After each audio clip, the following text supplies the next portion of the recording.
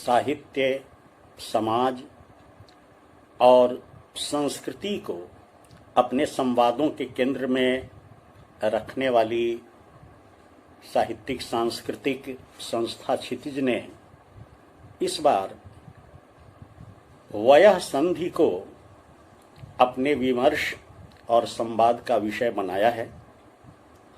मैं परमेश्वर भक्त क्षितिज के तमाम विद्वान मित्रों और साहित्यकारों को अपनी ओर से अभिनंदन करते हुए इस संवाद का एक अंग बनाना चाहता हूँ, इस विमर्श में सम्मिलित करना चाहता हूँ। वयः संधि अपने आप में एक आकर्षक, रोचक और साहित्य में सुधीजनों द्वारा विवेचित विषय है, लेकिन अफसोस इस बात का है कि इसे सिर्फ एक खास उम्र के संदर्भ से जोड़कर ही समझने का प्रयास किया गया है, या जैसे ही साहित्य में वयः संधि की बात आती है तो हमारी जेहन में बिहारी का वह प्रसिद्ध दोहा आ जाता है जिसमें उसने लिखा कि छुटी न शिशुता की झलक, झलक्यो जोबन अंग, दीपित देह दूहुन मिली, दीपित ताफता रंग। और प्रायः लोग मान लेते हैं कि वयः संधि यही है, लेकिन दरअसल वयः संधि एक बड़ा ही व्यापक और विस्तृत शब्द है। इसकी परिभाषाएं अनेक तरह से देने का प्रयास किया गया है।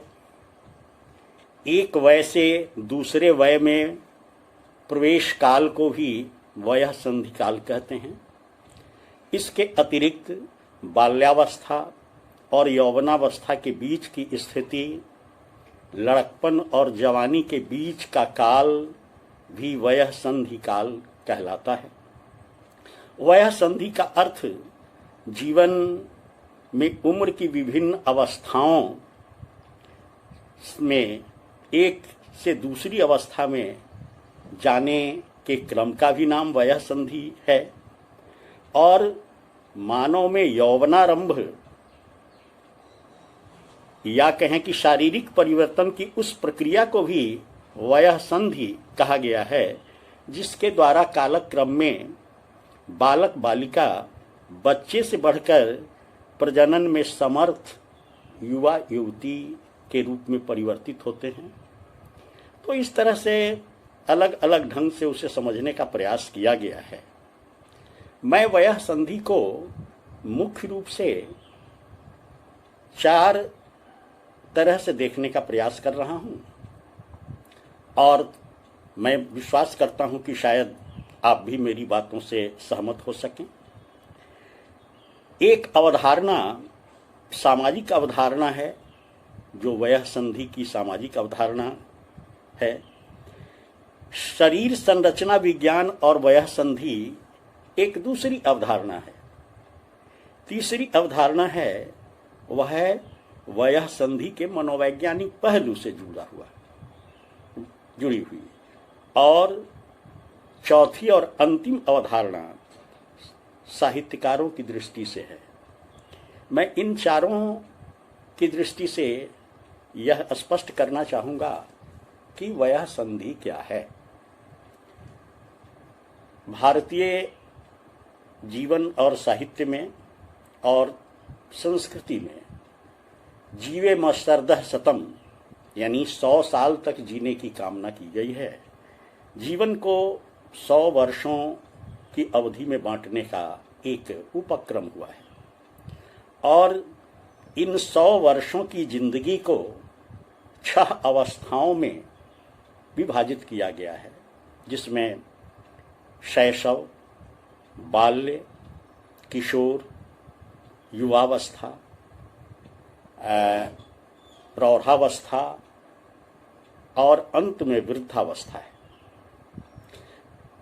ये अवस्थाएं यानी एक शिशु जन्म के बाद बालक बनता है, बालक बालिका बनते हैं और फिर वहाँ से वे किशोर की अवस्था में होते हैं, फिर वे यौवन को प्राप्त करते हैं, प्रौढ़ बनते हैं और अंत में वृद्ध हो जाते हैं।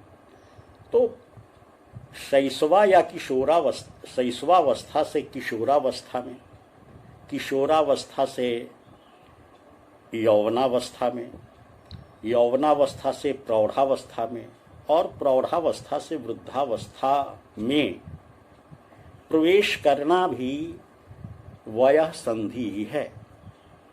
तो इन चार अवधारणाओं के बीच जिस वयः संधि की कल्पना की गई है उसमें सामाजिक अवधारणा में ये 6 अवस्थाएं हैं। और इसके आगे हम बढ़ें तो शरीर संरचना विज्ञान की अपनी अवधारणा है वयः संधि के संबंध में, या कहें कि शरीर संरचना की दृष्टि से भी हम वयः संधि का विश्लेषण कर सकते हैं।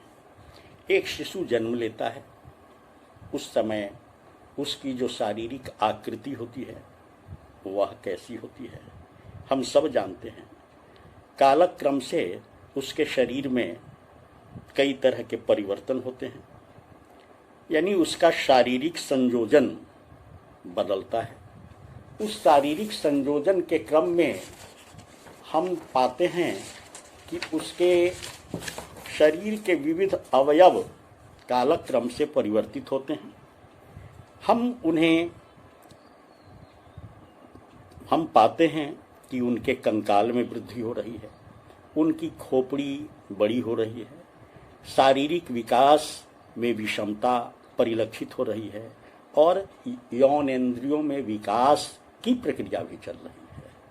सबसे पहले हम कहें कि कंकाल में वृद्धि। एक शिशु ज्यों-ज्यों बड़ा होता जाता है उसके शरीर का ढांचा, जो अस्थियों का ढांचा है कंकाल, वह बड़ा होता जाता है और उसी ढांचे पर उसके शरीर के अन्य अवयव जो हैं वे विकसित होते जाते हैं। फिर जो शरीर का सबसे ऊपर का भाग सिर है, उसके अस्थि संरचना को हम कपाल या खोपड़ी कहते हैं।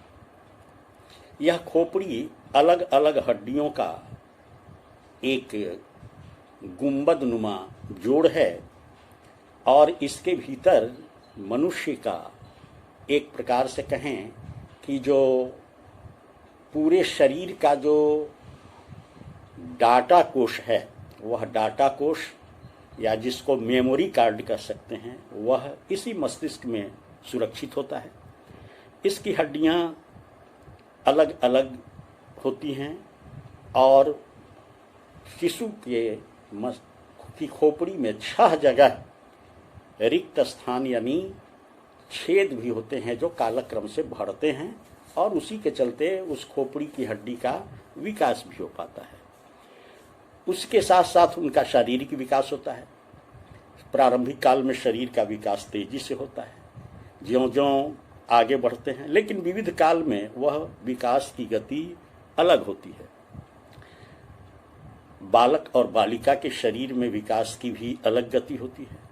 तो इस रूप में वह शारीरिक विकास की विशिष्टता से भी जुड़ता है और फिर दोनों में यौनेंद्रियों का अलग अलग ढंग से विकास होता है।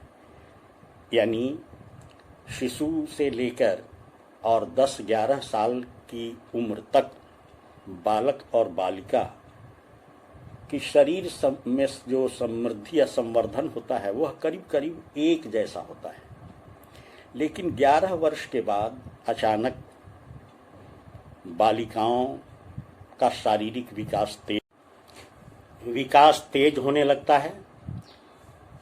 उनका शरीर मांसल, जंघाएं थोड़ी वक्र, कटी प्रदेश क्षीण, नितंब, विस्तृत एवं गुरुतर, उरोजों में विकास, ग्रीवा में लोच एवं भंगिमा, चेहरे पर दीप्ति, मधुरता, चंचलता एवं शर्मीलापन, बालों में कालीमा एवं लहर, भुजाओं में लोच, गुप्तांग एवं कांख में बालों का उद्गम, उरोजों में विकास, यौनेन्द्रिय में गहराई इत्यादि जैसे विकास लक्षित होने लगते हैं। उनकी भाव भंगिमा बदलने लगती है। विपरीत लिंगियों के प्रति उनका आकर्षण बढ़ जाता है। वे प्रायः आईनों से बातें आरंभ करती हैं और उनके मन में तरह तरह के सपने, तरह तरह की इच्छाएं, तरह तरह की कामनाएं पैदा होने लगती हैं। वे दिन रात अपने मन में सपनों के किसी राजकुमार की कल्पना आरंभ कर देती हैं। ठीक इसी प्रकार जो बालक हैं वे 13 से 18-19 के बीच में उनका शारीरिक विकास द्रुत गति से होता है। उनकी कद काठी लंबी होने लगती है, मांसपेशियां मजबूत होने लगती हैं, चेहरे पर मूछ और दाढ़ी की रेखाएं स्पष्ट होने लगती हैं। उनके जननांग में तेजी से विकास होता है। उनकी भावनाएं भी ज़्यादा उद्वेगपूर्ण हो जाती हैं। यानी युवा भी इस काल में बहुत सारे मनोवैज्ञानिक परिवर्तन का शिकार होता है। किशोरावस्था से यौवनावस्था के बीच की जो यह विकास की गति है वह बड़ी ही तीव्र होती है। दोनों लिंगियों का परस्पर आकर्षण होता है। वे एक दूसरे से बातें करना चाहते हैं, मिलना जुलना चाहते हैं, उनसे शारीरिक संपर्क करना चाहते हैं। और कहें कि इस काल में उनके भीतर का जो भावनाओं का ज्वार है वह उस पहाड़ी नदी के वेग की तरह होता है, जो रास्ते के सारे विघ्न बाधाओं को तोड़ते फोड़ते हटाते आगे की ओर बढ़ने लगते हैं। यह उम्र जिसे हम टीन एजर्स भी कहते हैं, अपने आप में बहुत सारे संयम और बहुत ही नियंत्रण की आवश्यकता रखती है। प्रायः लोग भावावेश में ऐसा कुछ कर जाते हैं जिससे परिवार, समाज और उनका स्वयं का भी अहित होता है। कई बार वे घर छोड़कर भागते हैं, कई बार प्रेम प्रसंग में आत्महत्याओं तक पहुंच जाते हैं। तो ये सारी बातें उनके जीवन की बहुत महत्वपूर्ण हैं। यह एक प्रकार से कहें कि उनके लिए निर्माण का काल है, अध्ययन, मनन, चिंतन और अपने लक्ष्य की प्राप्ति के प्रति सचेत रहने का काल है। हमारे नीतिकारों ने कहा भी है कि लाड़ेत 5 वर्षानी 10 वर्षानी ताड़ेत प्राप्ते तु 16 वर्षे पुत्र मित्रामिवाचरेत।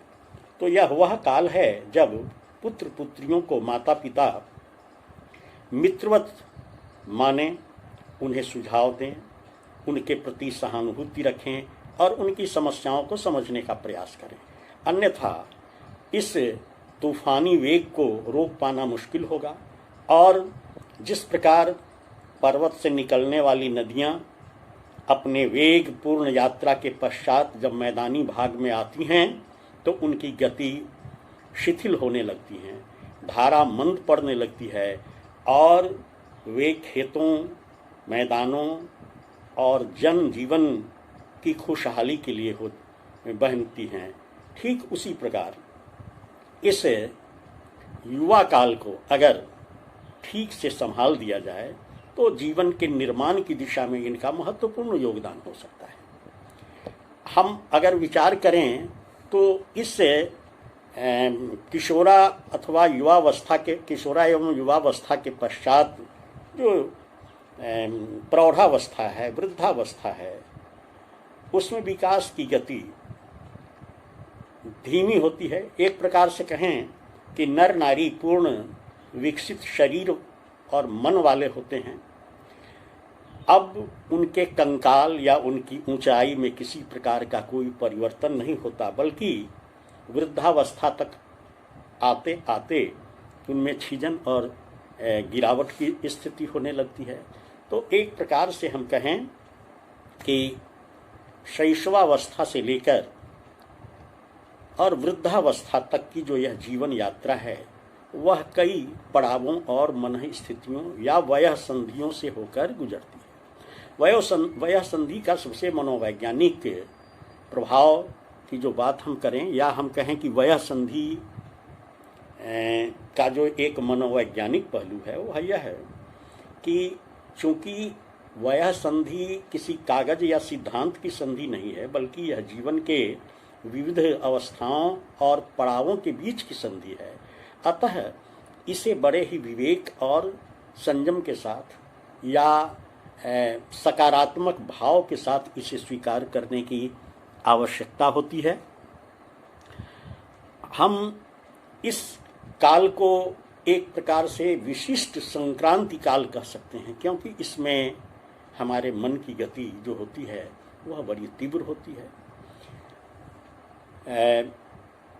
किशोरावस्था और यौवनावस्था तक यह वेग उफान पर होता है। हम जब प्रौढ़ावस्था में जाते हैं तो मन, मस्तिष्क और शरीर तीनों एक तरह से प्रौढ़ होते हैं। वे बहुत सारे उचित अनुचित का विचार कर पाते हैं और वृद्धावस्था में मनुष्य अनुभव का कोश बन जाता है।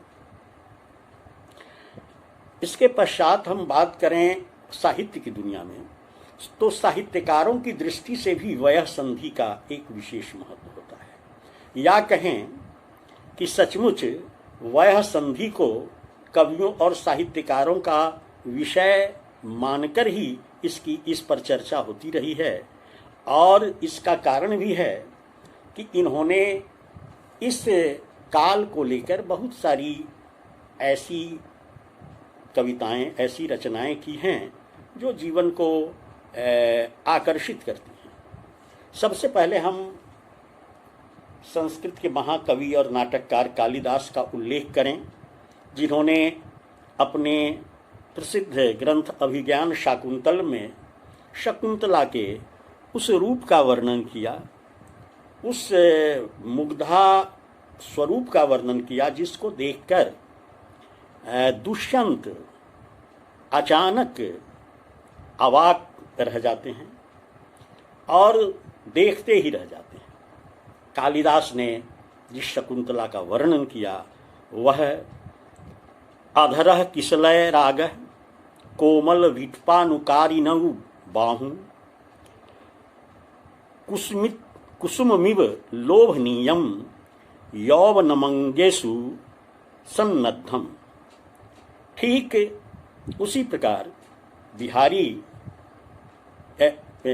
विद्यापति अपनी नायिका का वर्णन करते हैं।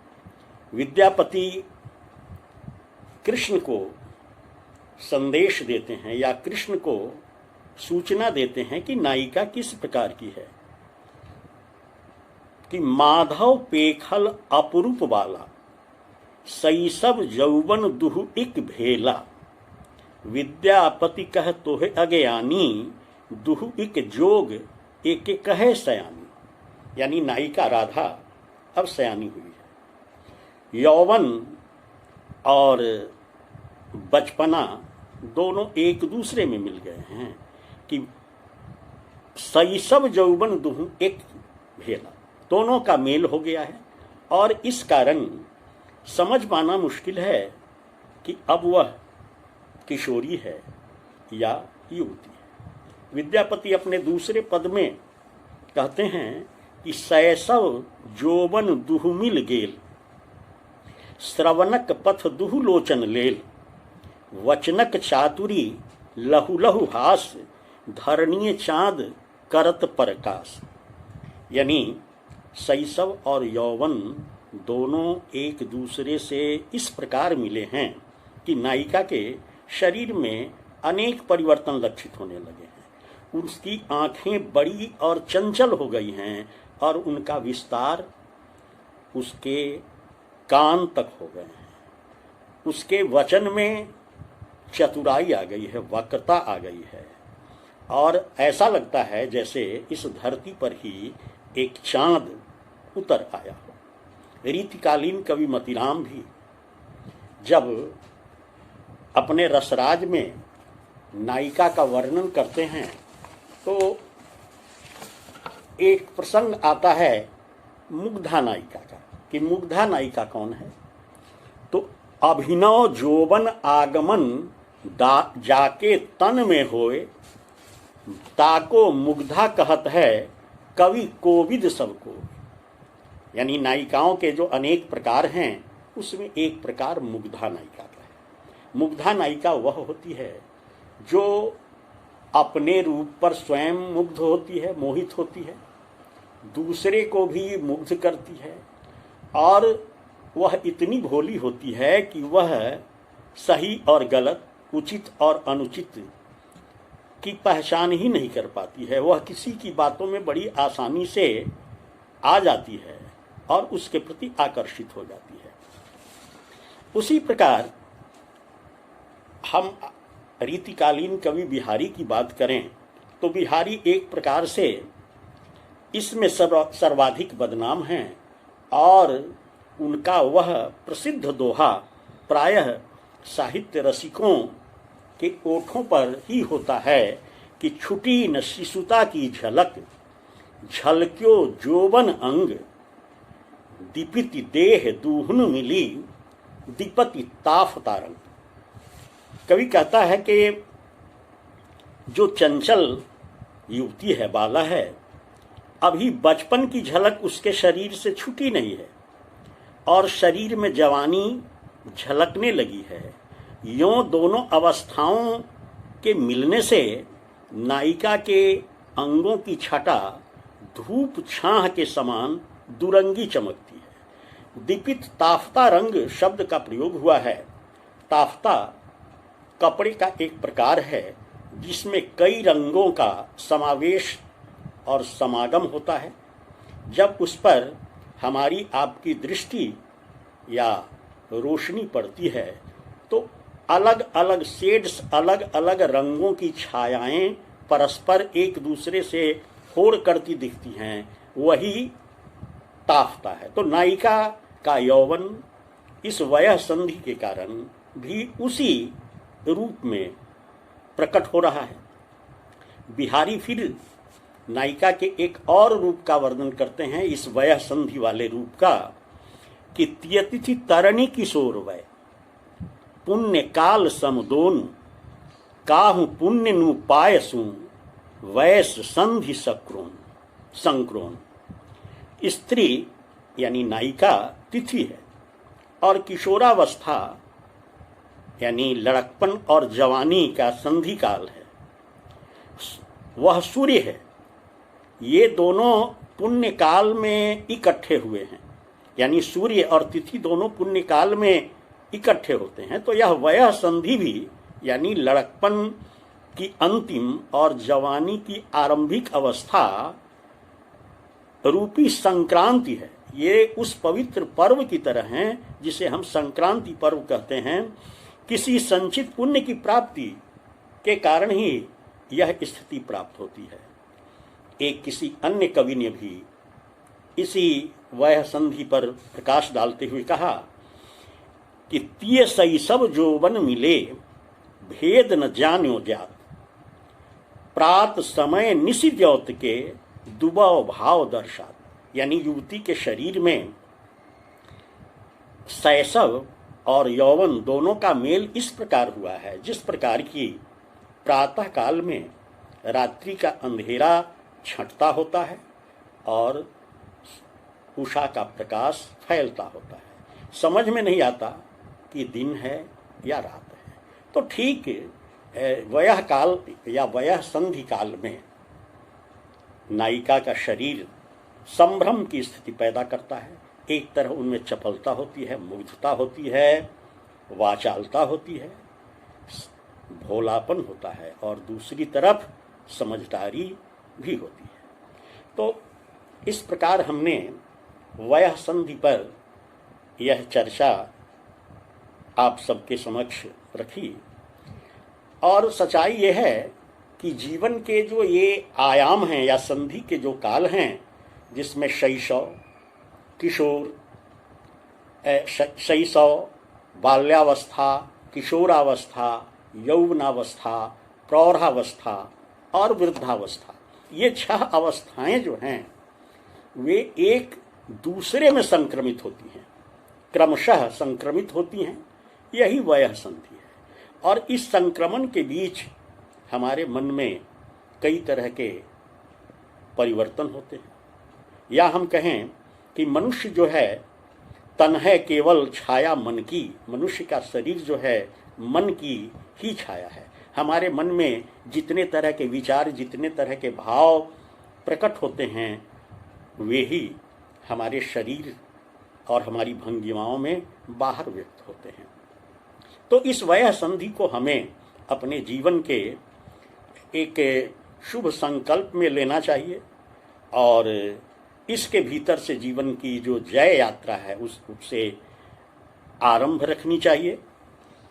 मैं अंत में अपने आप तमाम मित्रों से यह कहना चाहूँगा कि ये संधियाँ हमारे शरीर और मन पर होती हैं और यही कारण है कि इन संधियों का स्वागत करना, इनकी शक्ति और सीमाओं को समझना हमारे लिए आवश्यक है। हम इनका स्वागत करें। और एक बार मैं क्षितिज का आभार और धन्यवाद व्यक्त करना चाहूँगा, जिसने इस बड़े ही महत्वपूर्ण विषय पर परिचर्चा या संवाद के लिए हमें आमंत्रित किया। एक बार मैं आप सबका आभार और आपके प्रति अपना अभिवादन प्रकट करते हुए अपनी बातें समाप्त करता हूँ। बहुत बहुत धन्यवाद, बहुत बहुत आभार।